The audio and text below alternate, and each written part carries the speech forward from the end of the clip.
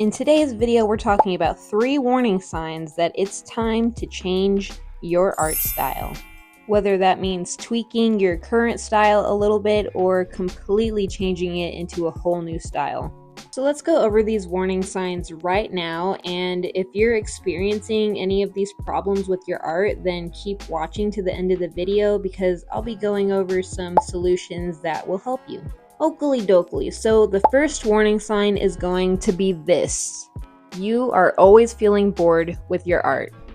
You start to feel like your art is the same old thing over and over and it doesn't excite you anymore. And when you finish a drawing, you don't feel proud or happy about it like you used to. It's kind of like eating the same breakfast cereal every day. Like first you're super hyper fixated on it and then bam! The thought of it makes you want to be sick, which has happened to me with Cinnamon Toast Crunch. I have a love-hate relationship with Cinnamon Toast Crunch, but you get the idea.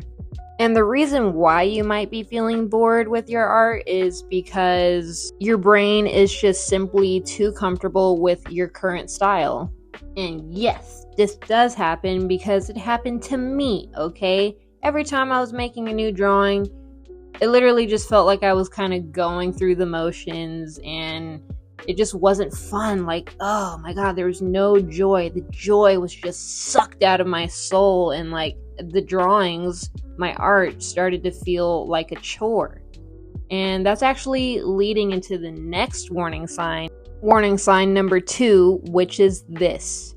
You feel like your art is not improving. Oh boy, have I been there. Same color palette, same face on all my characters, same composition idea every time, and I would try to be more diverse with it, but I just couldn't break free from this same old process that I was doing. Maybe you're running into some limitations. Maybe your art style is backing you into a corner. Maybe your art style is trying to put you in a cage. The joy is withering away as we speak. You're struggling with how to figure out how to make your art more interesting, which leads me into warning sign number 3, which is this. You go on Pinterest or Instagram or TikTok and you find another artist and you see their work and you're just like, oh my gosh, I want to be you. Okay, maybe not completely steal their identity, but you see their art and you're just like, oh my gosh, I want to make art just like that, because that is exactly what happened to me.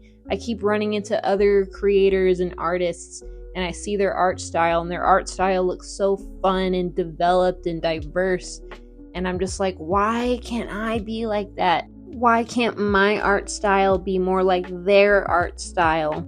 Then you go down a deep dark path of copying other artists, which isn't the same as being inspired by other artists. And you already know, this has happened to me too.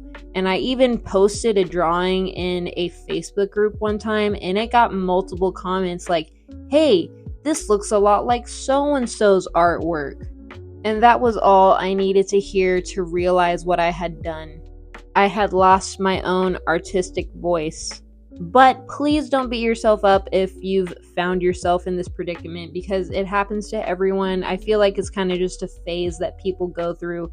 And I've seen a lot of other, small artists that have very similar styles to more popular artists. And I think that's just a part of the growth process when you're making art and trying to find your artistic voice. So now it's time to go over the 3 solutions to help figure these issues out. And this first solution might seem kind of like an obvious one, but it's a big one. So solution number 1 is this. Try a completely new medium. If you're really comfortable with drawing, try painting. And if you're really comfortable with painting, try drawing. Try sculpting something. Try making jewelry. Try something with clothing. There's so many things that you can do that you could work your style into, and it will open so many doors. To use myself as an example, I'm really used to using colored pencils. I use colored pencils all the time. I'm super comfortable with them. But what I'm not comfortable with is painting. So what did I do? I started painting. And oh my gosh, my skills literally improved so fast. And then once I got comfortable with painting, I decided to give clay a try, and I started sculpting things, and I was just like, where has this been my entire life? And then my brain just pretty much went completely manic, and I started staying up till 3 o'clock in the morning doing all kinds of art projects. Even when I had work at 8 a.m. the next day. So once you break out the new supplies, it's time to move on to solution number 2, which is this. Try new subject matter. If you're used to drawing only people, start drawing animals. If you only draw animals, start drawing people. And the same goes for everything else, like backgrounds and buildings and plants. Maybe even try your hand at some abstract art. Or if you're super into drawing realism, try drawing in a more cartoony style. And if you draw cartoons, try to draw realism. Building your skill on different subject matter is totally going to influence your style. I think I'm still developing my style, but to use it as an example, I really like to use thick, cartoony, coloring book page outlines along with realistic shading with lots of shadows and highlights. I'm definitely trying to mash up cartoony and realism together. And speaking of mashup, let's get on to solution number 3, which is this. Don't just obsessively copy one artist, but instead take a handful of your favorite artists, pick out one thing that you like from each of them, and try to mash it up into one new style. It also really helps if your favorite artists have super different styles from each other. Like, for example, I love Brandy Milne's art. She has a very painterly, kind of expressionistic look to her paintings. And then I also love Realm Artists, and she has a more realistic, very detailed look to her art. And because they're so different, if you were to try to mix those two different styles together, you're going to get something completely unique. So I just try to take my favorite part of each of those artists' work and mix it into something completely new. This is the easiest way to be inspired by other artists without completely copying one style.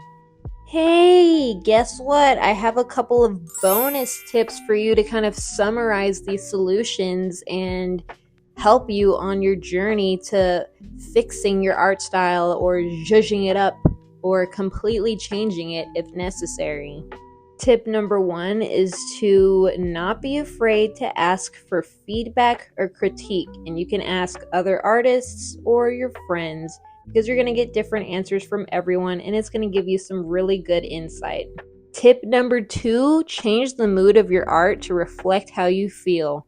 Don't be afraid to make scary, sad art or super happy art.